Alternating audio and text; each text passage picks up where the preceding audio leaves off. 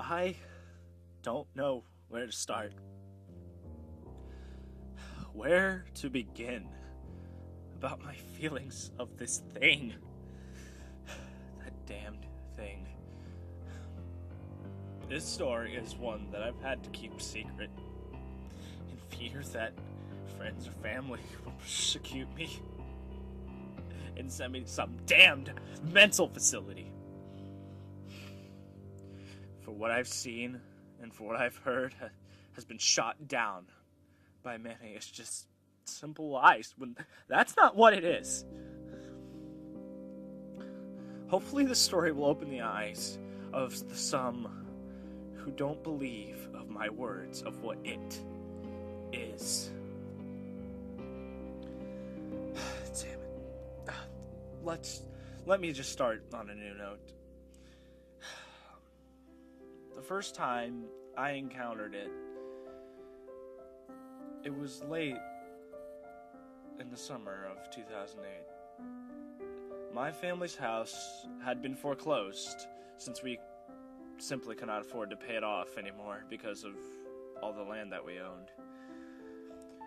We bought a smaller house in a nice neighborhood that was about, 2 miles away from the one prior. I guess that we just liked the area. And it was a nice area, and it was all well for a while. I settled into the new home quite alright, and honestly didn't have a problem. It felt like home.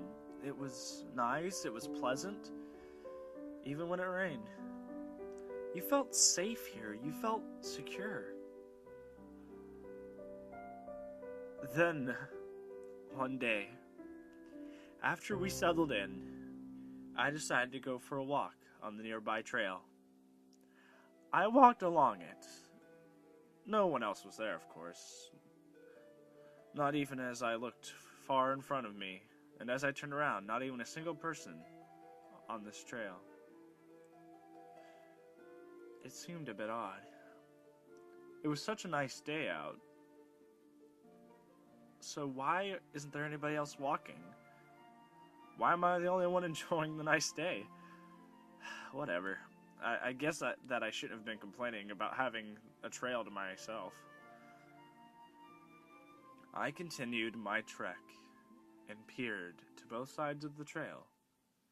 To my left was a rather small but steep hill that led to more houses, and to my right was just a thin woods, teeming with green trees and dirt.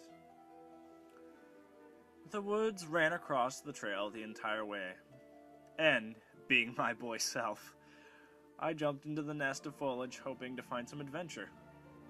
I looked around and examined everything I saw. I picked up a stick and began swinging it like I was some warrior. I continued inside the small, narrow woods to find something that mildly disturbed me. A small rabbit, about the size of a large man's shoe, lay dead across the leafy earth floor. I dropped the stick and knelt down on one knee to examine it further. Its stomach had been torn down the middle with entrails barely seeping out. Something more odd was that there seemed to be no bite marks, no scratches, no nothing, as if it just seemed to lay down and die. Then a weird feeling hit the back of my head. A tingling feeling. It didn't hurt, but it was very irritating. It made me just want to hit my head against a tree to make it to stop. But even as a child, I knew that was dumb. I didn't feel any more adventure in me after the rabbit, so I trekked back home and ate supper without informing any of my family about the strange rabbit. The next morning, I woke up to hear talking downstairs. My mom and my sister were talking about something on the deck. I woke up and looked to my mom, who had a disgusted look on her face. What's going on? I asked in a worried tone. I think an animal left some of its lunch on our porch. I looked out to see under our porch swing was a pile of animal entrails. I whispered to myself, "The rabbit." My mom cleaned them up and threw them away, and nothing more happened during that day.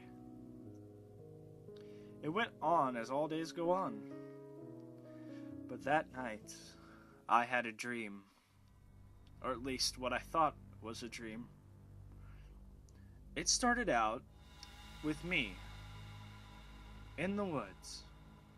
I was laying down in the same spot where I was first horrified by the rabbit. I was cold. I was naked and I didn't have a clue what the hell was happening. I couldn't move, but I saw in the distance a shadowy figure that seemed to be constructed of darkness. It seemed to be almost a good 7 feet tall, and it had a deer-like shape for a head. Horns curled from his shoulders and back. He walked like a man, but had hooves, or what seemed to be hooves. I don't know. He just walked towards me, creeping past the trees. A once dark forest had been made even darker as a cloud of misty fog followed his trail. He spoke in a demonic, monotone voice. You think you're of a higher importance than the rabbit, don't you? That you are greater, is that right? I didn't respond. I was shocked at everything that was happening. He spoke once more.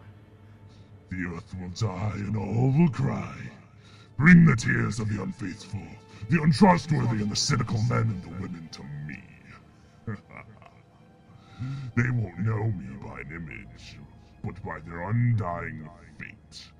Maybe they should have listened to that crazy man on the streets. Maybe they should have listened to the one who tried to convince them that it was no myth, or of what they have all saw was indeed true flesh and fact. You know, my son, that little thing that just catches your curious eye. That little unnatural feeling that makes you feel out of place, that something is truly wrong. That physical feeling you feel when something touches you, but you debunk it as just your mind.